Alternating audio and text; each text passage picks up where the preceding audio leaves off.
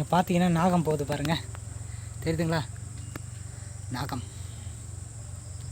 So கரெக்டாக வந்து சாமியாண்டு இது பூஜை பண்ண வந்தேன். சாப்பாடு வச்சுட்டு வந்துடுறேன். நாகத்தை பாருங்கள், வால் தெரியுதுங்களா? கிட்ட போனால் கடிச்சிடும் பொழுது.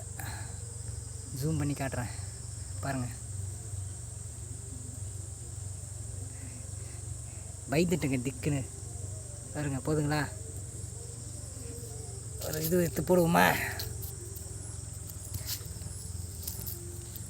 பாருங்க, தெரியுதுங்களா? அதோட வால்